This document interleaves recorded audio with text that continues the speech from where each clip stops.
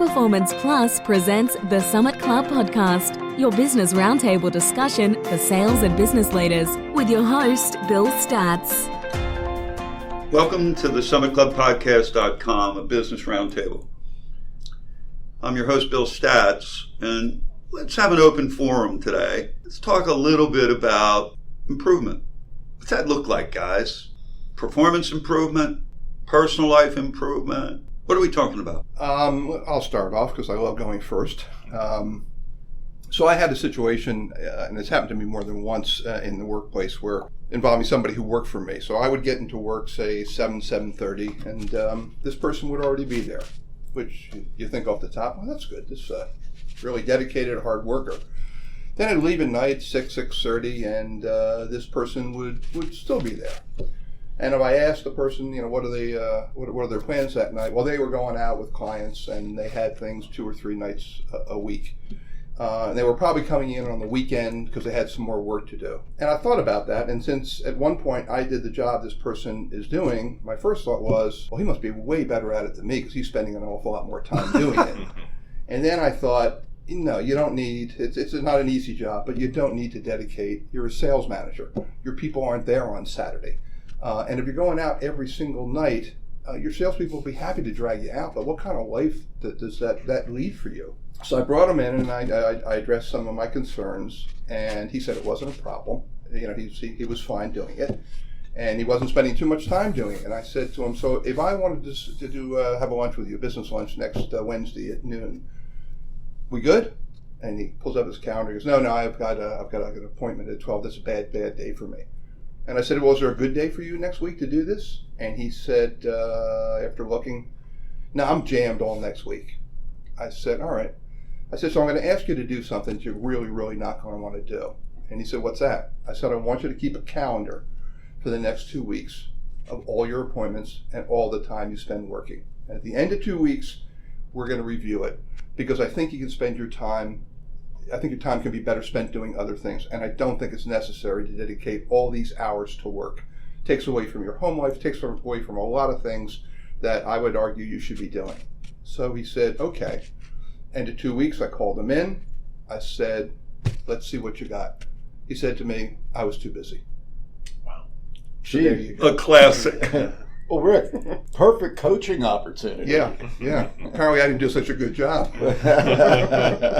Well, you never know when the coaching opportunities are going to arise and when you need to jump into that role. But we often find when you're coaching, you've got situational coaching. That's what you just ran into, a situation needed improvement, correction, direction.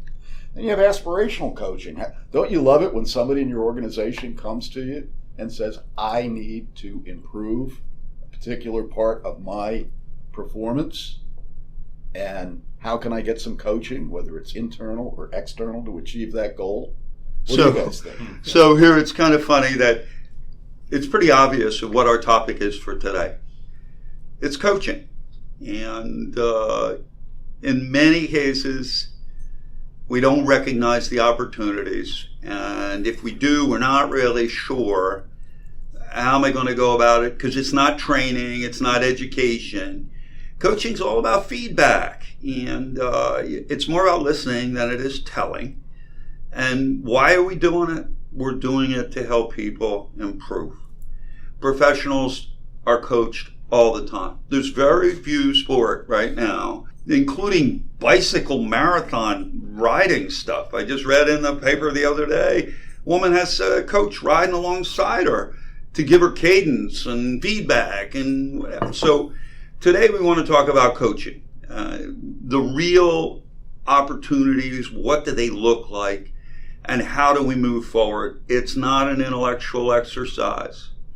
This is an actual rubber on the road improvement activity that can help you grow yourself and grow the folks that you are coaching.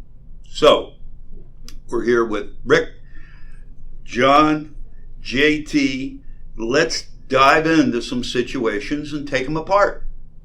Well, before we get started, if someone's listening, how do they know if they even need a business coach to begin with? Is it something where they keep finding themselves on probation, they keep stubbing their toe one way or another, they find themselves, like Rick just talked about, I'm at work 80 hours a week and I couldn't tell you what I did. How do they know if they even need to get involved with this? Well, a lot of them don't know, which Exactly. is part of the problem. The ones who come to you who know they need it and ask for it, they're easy. The ones who don't really understand that they need a coach are the ones that are a little bit more difficult. Because I think anyway, if you don't know that you need a coach and your manager suggests to you that you do need a coach, the first thing you take that as is criticism. And now whether it's constructive or not. But so I think if you're the one going to somebody suggesting that they need a coach, whether you're going to do it, whether it's going to be an outside organization or someone else, I think you have to sort of understand that and put it in a way that we're here to help you. We want to make you better. You're not failing, but you can improve. Discuss their goals, discuss their objectives, and see if they understand that they're not doing everything they need to do. But again, if you're the one broaching it, it's a little bit more difficult than if somebody comes to you and goes, hey, you know what, I think I need some help in some of these areas. So then if you have to talk to an employee or even a counterpart, a buddy of yours that you see that they keep stubbing their toe, how do you tell them? Well, again, I think you have to be really direct about it, Yeah. and try to do it in a non-threatening way. If you go into somebody and say, hey, you're failing, you need a coach, and you better get one really soon, you're not going to be working here anymore, I would suggest it's probably not the best way to do it. Well, you initially you had said, let's not get bogged down in sports, but it's one thing comes to mind about, well, you got to tell them. We have a situation in Philadelphia in baseball where one of the players is not very passionate and not running the ball out and doing this, and the coach, the manager, sits him down and never tells him why he's sitting down. Yeah. So what kind of coaching is that? Yeah. You've got to make it clear about why you believe they need help. Well, sometimes it really comes down to making sure you clearly identify the goal. And when you know exactly what the goal is, it becomes a little bit less about the person. It becomes more about what needs to be done to achieve the goal. And that's where the coach sets the tone, helps monitor the progress, gives some clear-cut milestones that need to be achieved. See, what's funny when you say that?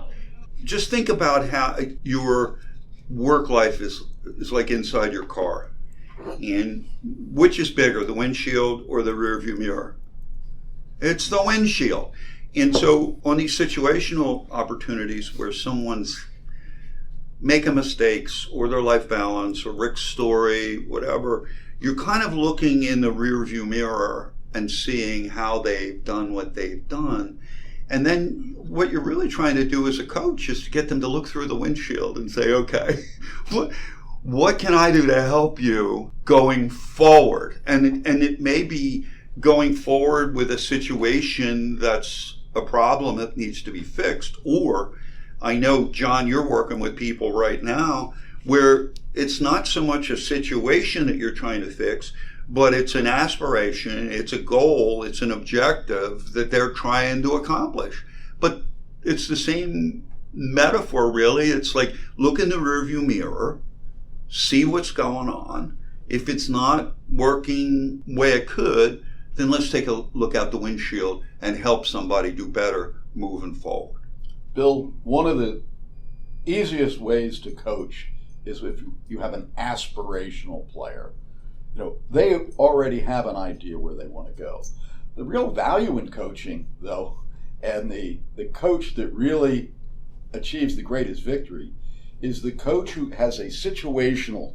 That's where the person doesn't really want the coach, but they're getting a coach. Exactly. There's a problem. Right. There's a situation that needs to be cured. Yeah. Well, when you jump into a situational coaching environment, and regardless of the goal or achievement that you're looking for, but if you turn that person into an aspirational coaching environment, think about it. You've taken a situation and now you've converted this person's mindset to an aspirational coaching situation where they're looking out the windshield. What's the bigger picture? What are other routes that I can take? What are exits that I have not considered on this road that I can now clearly see? Now you've taken a situational coaching opportunity and turned it into an aspirational coaching opportunity. And you know what? It's funny because we can't forget that some people give up. Some people have on their own tried, and I don't use the F word, failed, but they just give up and say, it is what it is. And it might just need that spark of somebody saying to them, like your scenario, Rick, where, it doesn't have to be this way. I've done that job. Why don't we just talk about how we might approach doing some things differently? Could change your world. Right. And a lot of those people, they don't know they need to coach. Yeah. They don't really look at what they're doing closely enough to try to, understand that maybe they're failing. Who wants to know that they're failing? So I had a guy that worked for me years ago, and I think the other part of this, if it's situational, sometimes against your own better judgment, you got to be really, really direct with people. So this guy wasn't doing well, and I called him in, and I had a conversation with him.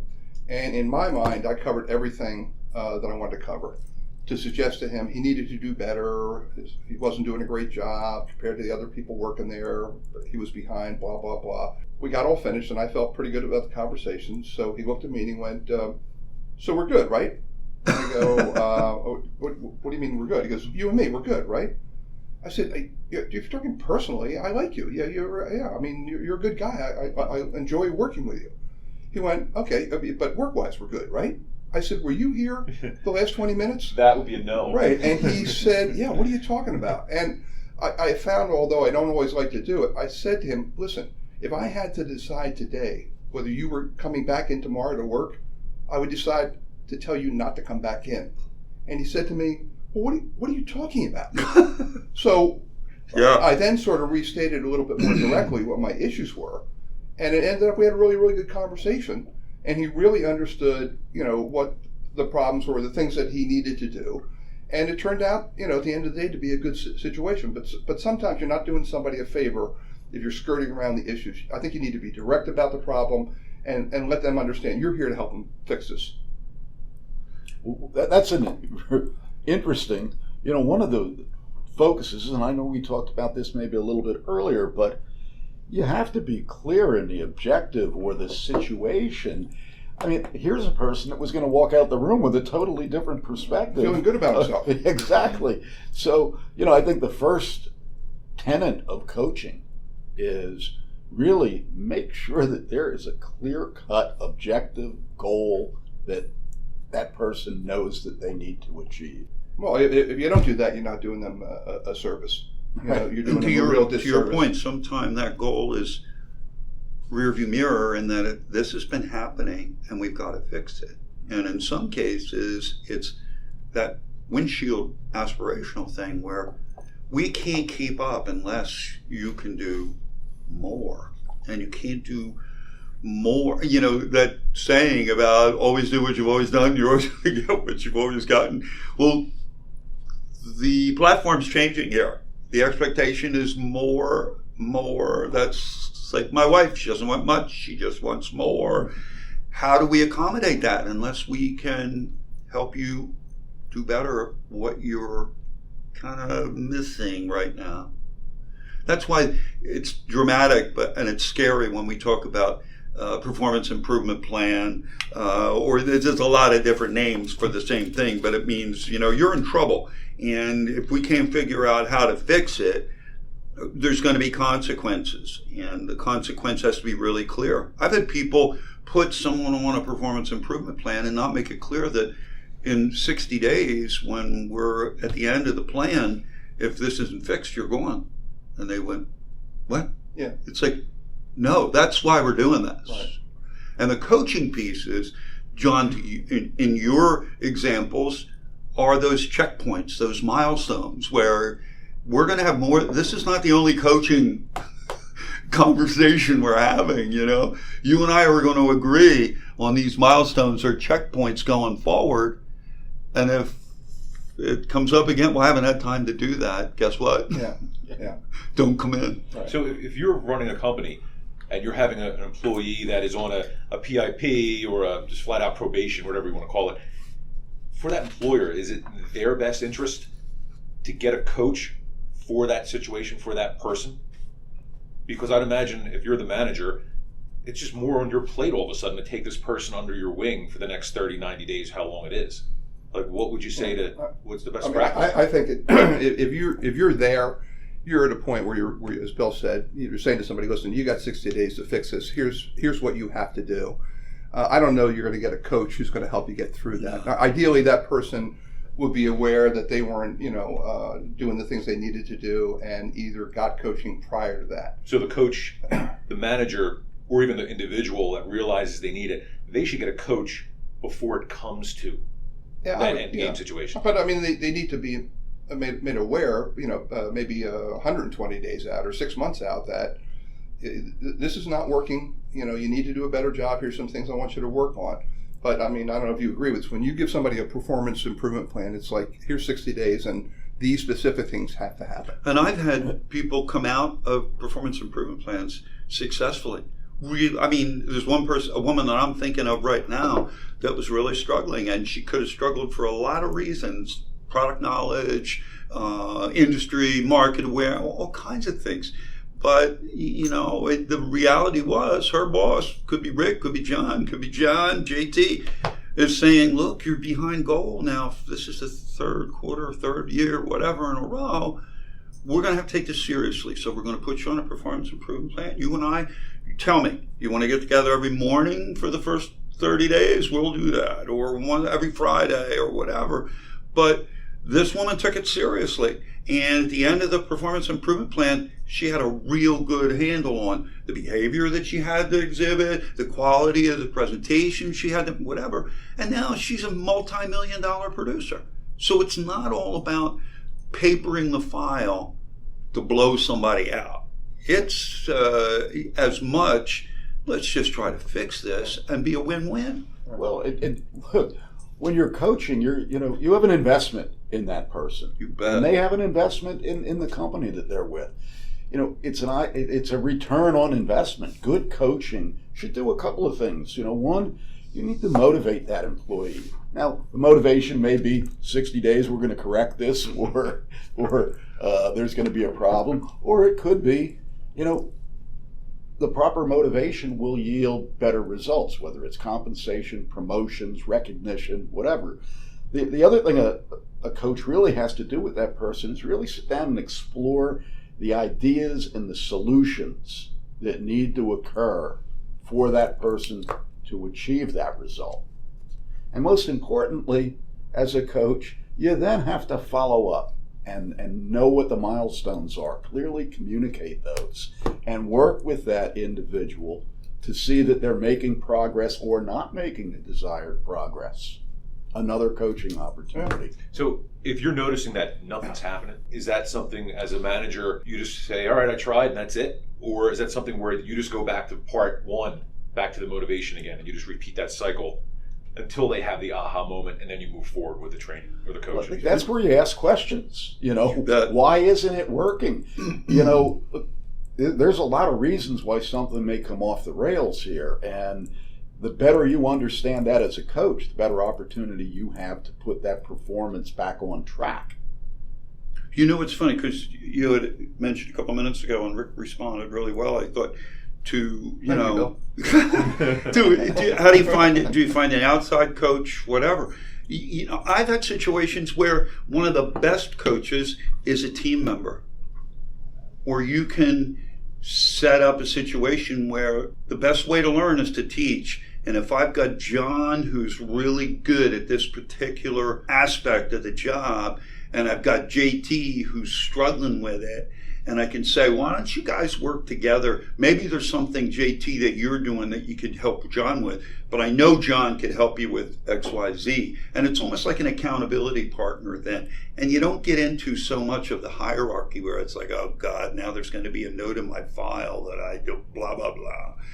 The other thing is, when we're talking about situational versus aspirational, sometimes a really good question from a coach will pull that situation out of a protege, a young person, like the example that I was telling you guys about Mike, who's now being set up to be transferred to a new territory, Wisconsin and Minnesota. And when I said to him, how are you approaching looking for a place to live or whatever? And he's like, well, I looked at a couple places, but I don't know, the neighborhood didn't seem whatever. And it's like, well, who are you talking to out there that knows? I don't know anybody out there. I connected him with someone that's in Milwaukee every other week, and he's like ecstatic. He now has a coach that can help him where he should move to, what he needs to do, what a transition might look like. So that went from he didn't know what the solution was to find out it's an informal coach that can just give him feedback on how he can set up goals, objectives, and how he makes the transition. This goes back to one of the points that John brought up at the very beginning. How do you know if you need a coach? And, when does that light go off? Well, again, I mean, you may not know. Those are the situational coaches. People just going along thinking everything's fine. And as a manager, it's your responsibility to the person, to the company you work for, to do. Okay, it's a lot. Coaching can be difficult at times. And when you put someone on a performance improvement plan, it's not fun for anybody. But I think we all know somebody who got fired. And talking to them, you go, geez, well, what happened? And they go, and they're honest. I have no idea. I just got called in and fired. Well, everybody knows what it costs to hire somebody and then what it costs to replace them. So if you're not going to either coach them or get them coaching and really work hard at getting that done, you've fallen way short of your responsibilities, I think. I think it's interesting where, for some of our listeners trying to wrap their head around the coaching idea, if you were back in high school and you're having trouble with math or something like that, you get yourself a tutor to help you with the math. If you're in sports, you get yourself, this is more A to B, you get yourself a coach to help you out with that aspect of this. If you're into bodybuilding or just self-help or kind of, you get yourself a coach to go to the gym with you to help you. All right, you want to lift this weight, hold this form, do that. This is really the same vein of that. This is just your professional life. Yeah. And it shouldn't be perceived that coach, okay, I'm failing, I need a coach. Yeah, it just makes you better. I want to do better, so a coach can help me. I think it's just a different perspective on it and a more positive perspective. And sometimes it's not a major aha, but it's, and to John's question earlier about is it the manager, is it an associate, is it a peer, or is it an outsider that's going to be the better choice for a coach? Sometimes an outsider people will communicate a lot more freely with than they will their boss or someone inside, because it's like they're keeping score. I don't want to say I don't know what the heck I'm doing. But an outsider, somebody will say, I just got passed over again. What? Right. And the outsider's like, well, what do you mean? It's like, well, this is the third time that an opportunity has come up. They didn't even talk to me about it. Maybe we should talk about that. Right. Maybe you're not doing some of the things that would help you be considered in the future. Right. And also, I think I think you were alluding to, the same thing said to the same person by a different person in a different way just resonates. Yeah. Oh, yeah. I've been in situations where it's, Bill would be coaching like one of my people, and he'd tell me what he said, and he said a light bulb went off, and I would say, I've told them that for the last 6 months. Why does it work? But who cares? As long as it's working, that's our goal, to make it work. So sometimes a different voice is really helpful. What's really funny? What's really funny is we talk about things and we try to capture them on the podcast. And Rick and I are going to be doing a book report on Patrick Lencioni's book, The Ideal Team Player. And it just reminds me of kind of a coaching moment where you have this aha. I'm doing a presentation a year ago, and it's about the ideal team player, and there's 30 people in a big U-shaped table, and we're talking about contributing to the team, helping one another. What can you do? What are you willing to give? And this one senior rep who's sitting off to my right at this U, like 3 seats away from his boss, says, I feel guilty because I don't give anything to the team. And it's like, that was one of those aha moments where all of a sudden it clicked in his head. I got a problem. I got to do better, and what can I do to change my paradigm? And for him, whether it's a coach, me, his boss, a peer, that's a huge thing, because now all of a sudden it's a solving a problem situation, but also aspirational, because he wants more out of what he's contributing to the team. Let's change directions just a little bit here. I think this is a good opportunity for us to explore, the coaching or mentoring role and some of the characteristics. One of the most important things a leader can do is learn to coach his team or mentor his team. When I look at mentor, if I look at mentor as an acronym, let's look at some of the things that leader should be doing. Well, first, we hit M. We need to be motivating and generating ideas. Again, whether it's situational or aspirational, you still have to motivate the person to participate in the activity. E would be the explore. Explore ideas, solutions, and scenarios. Rick, you suggested recording your schedule for an entire week and seeing how that might, benefit that person's time management. The N in the mentor acronym would be notice that employee's response and the degree of commitment they have to the solution. This is going to tell you a lot. The T is going to be to theorize different impacts and ideas with the options that are generated. The O in mentor is to outline a plan. Know what you have to do to achieve the result. And the last, the R in mentor, is review. What's been accomplished? How are you operating against the outline, the ideas that have been presented, and be able to really rate the performance, rate the improvement. What do you guys think? I think one of the things that we have to kind of wrap that whole mentor acronym around is a T word, trust. They have to trust you. If there isn't a trust there, I don't know that you can motivate anybody, but you can certainly provide the right environment for them to motivate themselves. But if they don't trust you, I don't know how you can do that. Well, that brings us to really what techniques and characteristics should a coach have? Obviously, trust is huge, but you certainly have to have a positive attitude. If you bring somebody in and you have a look of doom and failure on your face when you're talking to them, trust me, it's not going to work. Yeah. Come and sit down and close the door. That's a good way to start. Out of that person's face, no matter what the conversation. Well, one of the things that you've mentioned before is this whole idea of coaching. You can't do as I say, don't do as I do. You got to walk the talk. Otherwise, I don't know how you're going to coach somebody else. I mean, that's the modeling. You've got to model it. You have to model it. You either got to show it, or you got to be able to cite the examples that show the behavior you're trying to get.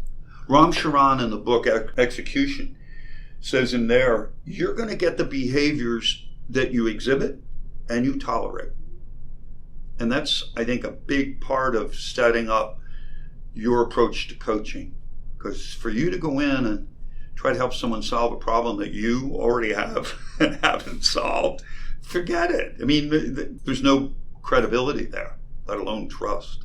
So I think you have to model it. Great point. The next step, it sounds redundant, but the next step is actually the coaching. What's the coaching? You have to observe the performance. You got to give feedback. You got to foster the improvement. Yeah, make suggestions.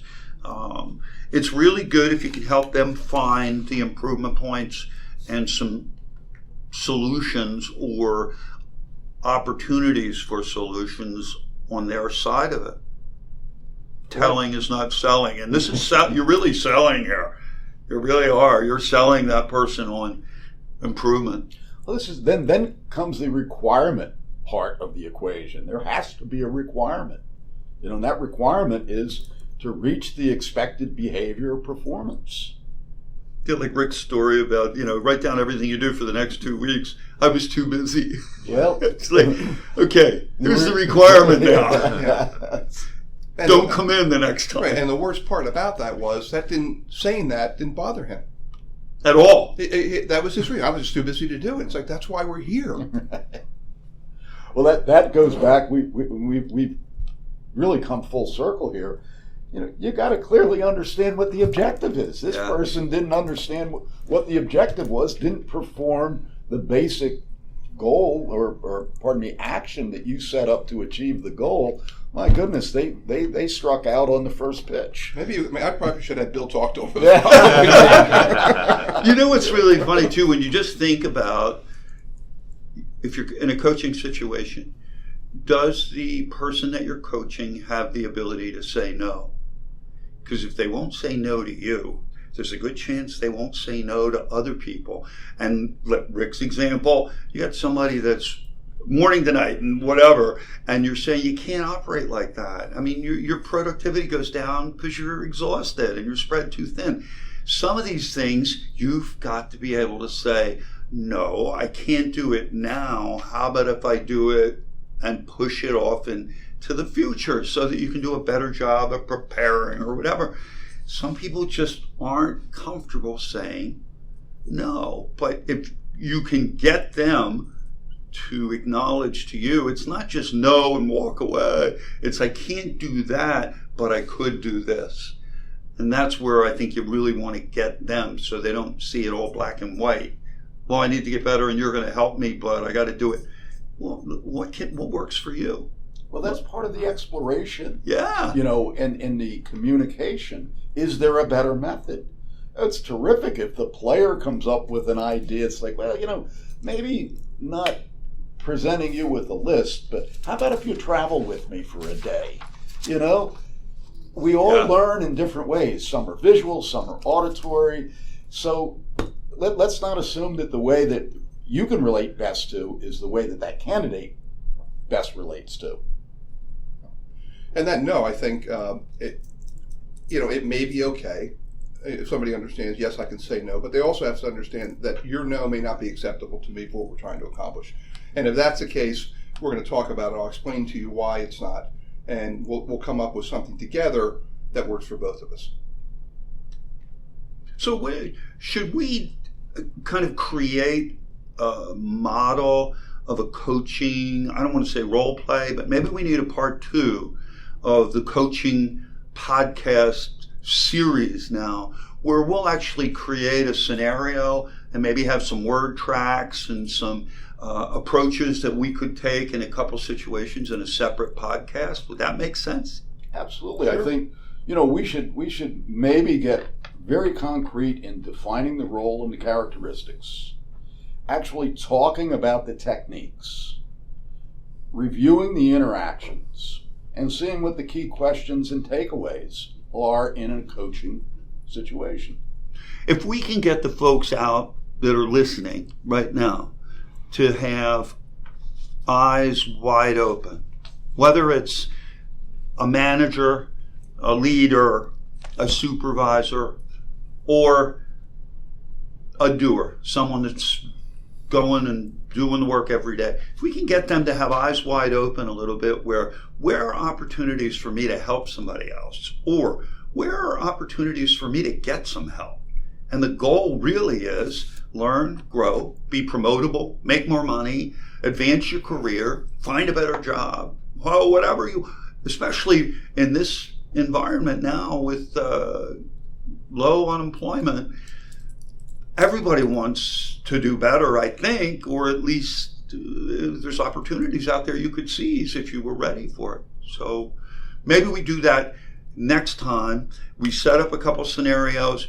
We role play some things out, real coaching situations to give people real examples. What do you think, guys? Works for me. I'm ready. Sounds good. For the listeners that are out there right now, what steps can you take? Eyes wide open. What books can you read? I'll give you some examples and a context. 5 dysfunctions of a team. If you're trying to identify an opportunity to get better, read Lencioni's book, 5 Dysfunctions of a Team. You might have an aha. The Ideal Team Player, the one I spoke about earlier that Rick and I are going to be doing a book report on in the next week. 7 Habits of Highly Effective People, Stephen Covey. Always an opportunity. And there's one by Robert Early Johnson called Kick Your Own Ass. Excuse me. If you need to generate some motivation inside your spacesuit, you might want to grab Kick Your Own Ass, Robert Early Johnson. And what we'll do is we'll put the suggestions for reading in the show notes so that you can go on the website, you can check it out. And a fellow named Will Durant had said, and I thought it was pretty meaningful, especially in this context, we are what we repeatedly do. So excellence, then, it's not an act, but a habit. And that was a tip from a friend and client of mine, Lisa Torrey. So remember that. It's hard to change a habit. Covey used to say it takes 30 days to change a habit. The first thing is the habit you got to change is how you approach learning and growing and managing your career. That's it for now. For the Summit Club podcast team, Bill Statz, Rick Feinblatt, JT, John Novickis. Anything else, guys? Don't forget, if you have suggestions, if you have topics that you want to be covered, get up there on our website. Let us know. If we use it on the air, you get a t-shirt. And by the way, if you have a situation, a coaching opportunity, a question, let us know. And we'll include it in a future podcast. So we're here to help you. Whatever it takes, let us know. See you next time. To learn more about the Summit Club podcast, please find us online at www.summitclubpodcast.com. The Summit Club podcast is recorded and produced by Inertia Marketing and Design, a full-service marketing, digital and graphic communications agency. You can find them at www.inertia.marketing. Thanks for listening to the Summit Club podcast, and we'll see you at the top.